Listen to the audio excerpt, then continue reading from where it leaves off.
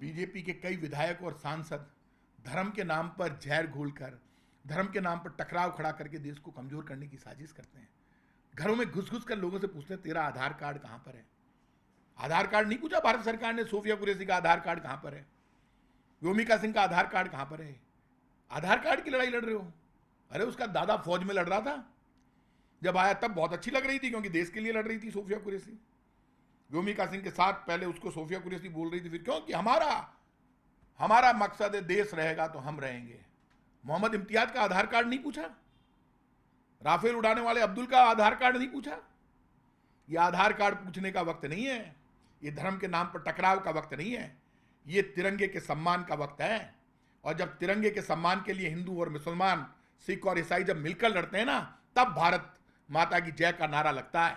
जब ओवैसी लगा रहा था हिंदुस्तान जिंदाबाद, पाकिस्तान मुर्दाबाद, पाकिस्तान भिखमंगा है, तो ओवैसी हमको भी पसंद आ रहा था, क्योंकि मैं भी ओवैसी को पसंद नहीं करता था। लेकिन जब उसने पाकिस्तान मुर्दाबाद लगाई तो मुझे भी पसंद आया। जब राहुल गांधी के डीएनए की बात हुई तो वो है राहुल गांधी का डीएनए जो इंदिरा गांधी का डीएनए है, जो बॉर्डर में चलती लड़ाई पे जाकर वहां खड़ी हो गई और जाकर कहा मेरी फौज के साथ खड़ी हूं, और मुक्ति वाहिनी बना दी, बांग्लादेश बना दिया, नया 2 टुकड़े कर दिए, पतलून खुलवा दी, 1 लाख सैनिकों का सरेंडर करा दिया। और यहां अमेरिका बीच में घुसता है और घुसकर कहता है कि कुछ नहीं, हमने सीज फायर कर दिया, हमने दोनों को समझा दिया।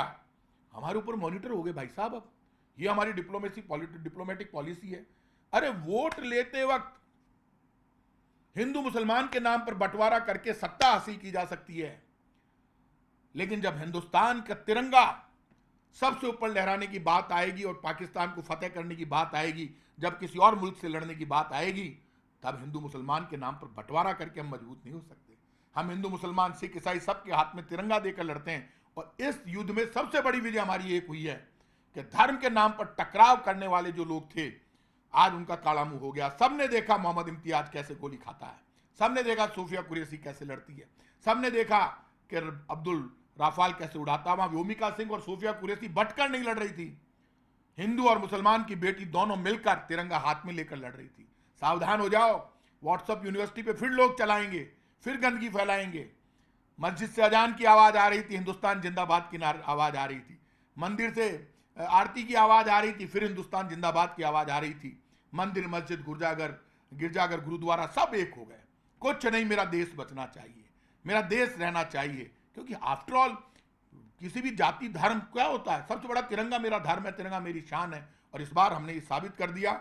इस युद्ध में सबसे बड़ी जीत एक है, सेना ने अपनी ताकत दिखा दी, दुनिया को दिखा दिया कि भारत की सेना सबसे मजबूत है। भारत की सेना को हर आतंकवाद को कुचलना आता है। अभी भी आतंकवाद को चोट पहुंचाने के लिए, आतंकवाद को खत्म करने के लिए, पाकिस्तान को सबक सिखाने के लिए जैसी एकता इस बार हमने दिखाई है कि तिरंगा हाथ में लेकर हिंदू मुसलमान सिख ईसाई सब एक साथ खड़े हो गए, वो एकता बनाए रखिए। किसी पाकिस्तान की हिम्मत नहीं है, किसी आतंकवादी की हिम्मत नहीं है। हमारी तरफ आंख उठाकर देख ले, मसल कर रख देंगे आतंकवादियों को, फिर ठोक देंगे पाकिस्तान को, लेकिन हमारी एकता बनी रहनी चाहिए। सर, पहलगाम मामले पर जो सांसद हैं अपने उम्मीदवार जी बेनीवाल, उनका एक बयान आया है कि साहब धर्म के नाम पे पूछ करके पुष्टि कहाँ हुई। हालांकि उन्होंने एक सवाल ये भी उठाया कि जो गलती है उसको भी स्वीकार करना चाहिए, कहाँ चूक हुई ये चीज़ भी फोकस करनी। एक बात आप मुझे बता दो, सीज फायर हो गया, सीज फायर भारत की सरकार ने नहीं किया, भारत के प्रधानमंत्री जी ने नहीं किया, पाकिस्तान ने नहीं किया। सीज फायर अमेरिका के राष्ट्रपति ट्रंप ने किया, पहली बार हुआ हिंदुस्तान में। मैडम गांधी जब अमेरिका गई हुई थी तब निक्सन मिलने के लिए इंतजारी करते रहे, मैडम गांधी मिली नहीं। इंदिरा गांधी, नटवर सिंह ने जाकर कहा कि मैडम आपसे राष्ट्रपति निक्सन मिलना चाहते हैं। बोले आप मेरे लिए काम कर रहे हो, राष्ट्रपति निक्सन के लिए काम कर रहे हो। और जब वो आई तो सीधे बॉर्डर पे गई और मुक्ति वाहिनी बनी। और आप आश्चर्य करेंगे, जैसे इस बार युद्ध में एक बड़ी बात क्या थी, 13 दिन में आपने सरेंडर करा दिया पाकिस्तान के 1 लाख सैनिकों को, पतलून खोल दी उन्होंने, और बांग्लादेश बना दिया एक दूसरा। ये लड़ाई हिंदू मुसलमान सिख ईसाई की नहीं थी, ये हिंदुस्तान और पाकिस्तान की थी। और हिंदुस्तान और पाकिस्तान की लड़ाई में आप जब कहा करते थे, जब राहुल गांधी ने ये कह दिया कि हम जी जान लड़ा देंगे, सब सरकार के साथ, प्रधानमंत्री के साथ खड़े हैं, सेना के साथ खड़े हैं, पूरा देश का हिंदू मुसलमान एक खड़ा हो गया। जब ओवैसी खुद कह रहा है पाकिस्तान मुर्दाबाद, पाकिस्तान भीखमंगा है, कल तक आप हिंदू मुसलमान के नाम पर देश में बांटने की साजिश कर रहे थे।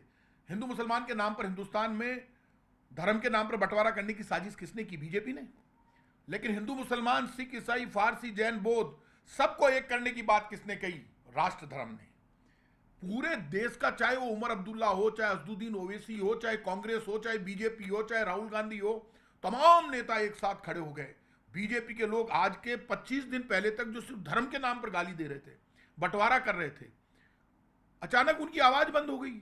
युद्ध चल रहा था 5 दिन तक, कोई बीजेपी का नेता जोश से बोल नहीं पा रहा था, पूरा हिंदुस्तान जोर से बोल रहा था, क्योंकि सेना में दम है। और आज भी सेना मजबूती से लड़ी, सेना ने अंदर ठोक के मारा। सेना की लीडरशिप में, सेना की बहादुरी में कोई कमी नहीं है, लेकिन देश की लीडरशिप पिट गई। जब देश की लीडरशिप के साथ पूरा देश खड़ा हो गया, अरे ये लड़ाई हिंदू कांग्रेस बीजेपी की तोड़ना है, हिंदू मुसलमान की तोड़ना है, तो हिंदुस्तान के, पाकिस्तान के अंदर तो कमजोरी थी। इमरान खान को लेकर लोग सड़कों पर निकल गए, कहा कि हमारे इमरान को बाहर निकालो। वहां पे बलूचिस्तान में का मुसलमान इंतजारी कर रहा था कि हिंदुस्तान की फौजें आएगी और हम एक नया बलूचिस्तान जैसे बांग्लादेश बना वैसे बना देंगे। पख्तून के लोग इंतजारी कर रहे थे पाकिस्तान में कि हिंदुस्तान के हमारे भाई आएंगे, जैसे मुक्ति वाहिनी में। आप मैडम गांधी की पॉलिसी नहीं समझे। मुक्ति वाहिनी में तो 1 लाख से ज्यादा मुसलमान घुस गया बांग्लादेश में। ये लड़ाई ऐसी थी जिसमें कल तक आप जिनको गाली दे रहे थे, वो चिल्ला चिल्ला कर कह रहे थे जैसलमेर बॉर्डर के गांव में कौन रहता है पता है आपको? वहां पे सबसे ज्यादा मुसलमान और राजपूत रहते हैं। जब 71 का वॉर हुआ, मेरे परिवार के लोग उस वॉर में लड़ रहे थे, मेरी रिश्तेदारियां वहां पे, मेरा ससुराल भी वहीं पर है। तो आप आश्चर्य करोगे कि वो लोग हिंदुस्तान के बॉर्डर पर रहने वाले मुसलमान और हिंदुओं को, राजपूतों को वहां पर बंदूकों के लाइसेंस दिए गए। अब की बार वो फिर लाइसेंस मांग रहे हैं।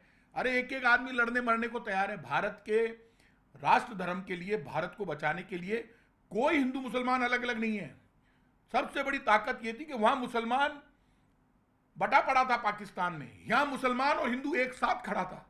यह वैसा ही युद्ध था जैसा महाराणा प्रताप की सेना का सेनापति हाकिम का सूरी था, तो वैसे ही इस बार हिंदुस्तान की सेना की सेनापति बन रही थी सोफिया कुरैशी और व्योमिका सिंह।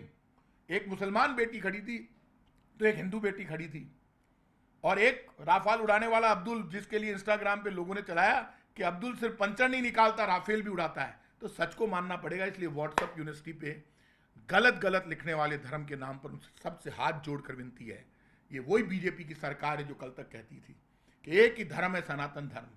तो सनातन धर्म को किसने बांटा? जातिगत जनगणना कौन? हमारा तो मुद्दा था, हम तो कहते थे जातिगत जनगणना कराओ, लेकिन आपने क्यों करवाई जातिगत जनगणना? जातियों में तो आप ही बांट रहे हो ना। तो आपने मान ली ना जातिगत जनगणना का मुद्दा कांग्रेस का, राहुल गांधी का, हमारा मुद्दा था, आपने स्वीकार कर लिया। और जब राष्ट्र के लिए लड़ने की बात आई तो सब ने, व्हाट्सएप यूनिवर्सिटी चलाने वाले बीजेपी के कार्यकर्ता जो गंदगी फैलाते, फिर ये गंदगी फैलाएंगे, इनकी गंदगी में मत फंसो।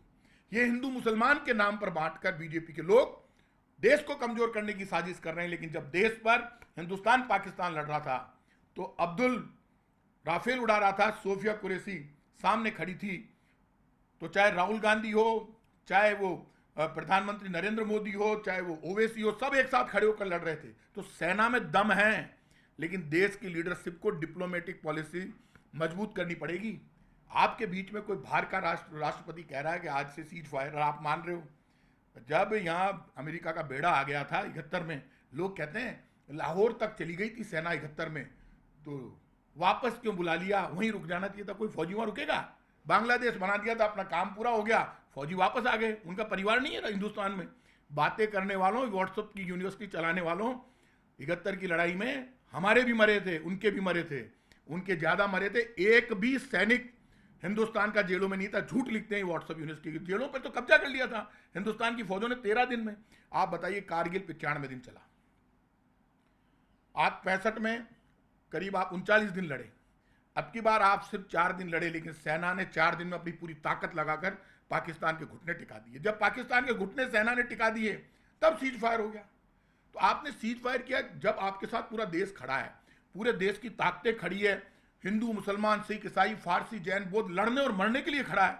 जब हिंदुस्तान का हर जाति धर्म का व्यक्ति फौज में लड़ रहा है, फिर आप ये बताइए इतना बड़ा फैसला हो गया, तो इसके रिजल्ट क्या है? ऑल पार्टी मीटिंग बुलाइए, लोकसभा में घोषणा कीजिए।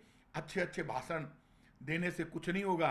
आफ्टर ऑल जनता समझदार है, फैसला सबको आता है करना, सब समझ रहे हैं। इसलिए इस युद्ध से एक सबक लेना चाहिए कि धर्म के नाम पर बंटवारा करके हिंदुस्तान को कमजोर करने की साजिश जो लोग कर रहे हैं, वोट के लिए जो हिंदू और मुसलमान को बांटकर भारत को कमजोर करने की कोशिश कर रहे हैं, उनकी पोल इस 4 दिन के युद्ध में खुल गई है।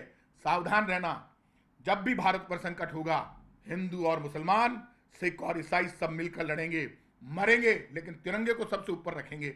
आज उन लोगों की आवाज बंद हो गई थी, क्यों नहीं दे रहे थे गालियां? क्यों? इसलिए नहीं दे रहे थे, हिंदू मुसलमान दोनों फौज में लड़ रहा था, बॉर्डर पे लड़ रहा था। यदि वहां पर सुरेंद्र सिंह मोगा शहीद हो रहा था तो मोहम्मद इम्तियाज भी शहीद हो रहा था बॉर्डर पे, तो दोनों मर रहे थे भाई।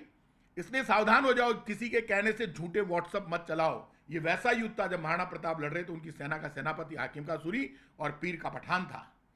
और आज जब भारत सरकार लड़ रही थी तो भारत सरकार में हिंदू और मुसलमान दोनों मिलकर लड़ रहे थे। इसलिए ये बात उठकर आई है कि जब सब कुछ हो गया ठीक, उधर से ड्रोन चले जा रहे तो कोई छोड़ने को तैयार है? ऐसा पाकिस्तान जैसा मुल्क जो भिखारियों की तरह हरकत कर रहा था, जिसमें दम नहीं है, जिस पाकिस्तान में, जिसको लेकर हिंदुस्तान का हर मुसलमान, हर हिंदू बॉर्डर पर लड़ रहा था, मिलकर लड़ रहा था, और वैसे ही लड़ रहा था जैसे देश की आज़ादी की लड़ाई लड़ रही थी। तब सीज फायर अचानक, वो भी एक तीसरे देश के द्वारा, जो पहले भी एक बार कोशिश की थी 71 में, जब बेड़ा भेज दिया था अमेरिका ने यहाँ पर, तब इंदिरा गांधी ने नहीं माना था। मैं इतना कहूँगा, इस युद्ध का एक परिणाम अच्छा आया है। सावधान हो जाओ, हिंदू मुसलमान के नाम पर इस देश में जो बंटवारा करने की कोशिश करते थे, उन लोगों से सावधान रहो। इस देश की ताकत है, हिंदू मुसलमान, सिख, ईसाई, फारसी, जैन, बौद्ध, सब सबसे पहले तिरंगा और तिरंगे को हाथ में लेकर सब मिलकर लड़ते हैं, इसीलिए हिंदुस्तान जीतता है। वो ताकत हमेशा बरकरार रहनी चाहिए। और जो सांसद उमेदाराम बेनीवाल ने क्या बोला, ये कोई मुद्दा है? एक सांसद चाहे कांग्रेस का हो चाहे बीजेपी का हो, उसने अपने दिल की बात कह दी है। हर सांसद को कहने का अधिकार है, आप उसका जवाब दीजिए। आप इस बात को समझिए, जब युद्ध चल रहा था, एक एक आदमी आपके बयान नहीं सुन रहा था बीजेपी के नेताओं के, एक एक आदमी भारत मां के सम्मान के लिए लड़ने और मरने की बात कर रहा था। युद्ध रुकने के बाद यदि किसी सांसद ने कोई बात कह दी तो उमेदाराम बेनीवाल ने अपनी बात उठाई है, मैं उनकी बात से इत्तेफाक नहीं रखता, लेकिन यदि उन्होंने उठाई है तो आप संसद में उनका जवाब दे दो। आपको इतना बुरा लग रहा है बीजेपी को, तो बुलाओ संसद का सत्र और बताओ युद्ध के क्या परिणाम निकले। पहलगाम के जो आतंकवादी थे, क्या वो आपने पकड़ लिए? क्या कोई रिजल्ट नजर आया? सीज फायर क्यों हुआ? किसने किया? क्या भारत सरकार ने किया? क्या अमेरिका अब सुपर पावर हो गई है भारत के लिए? क्या अमेरिका इतनी दादागिरी करेगा कि जब मैडम गांधी बांग्लादेश बना देती है पाकिस्तान के टुकड़े करके, तो आप सोचो यदि 71 की लड़ाई में हिंदुस्तान की सेना ने वीरता के साथ पाकिस्तान के टुकड़े नहीं किए होते, आज बांग्लादेश और पाकिस्तान एक होता तो और भी ज्यादा मजबूत होते वो। और आज के वक्त भी हमारी सेना में कमी नहीं है, सेना ठोक के मार रही है सबको। ये सेना की ताकत है कि पाकिस्तान के घुटने टिका दिए, लेकिन हमारी डिप्लोमेटिक पॉलिसी कहां गई, जिसमें अमेरिका बीच में आकर कह रहा है, उस पर जवाब नहीं देंगे। उमेदाराम बेनीवाल से जवाब पूछे, कौन उमेदाराम बेनीवाल? एक सांसद है बेचारा, यदि कुछ कह दिया तो बोल देना, संसद में जवाब ले लेना, दे देगा अगला।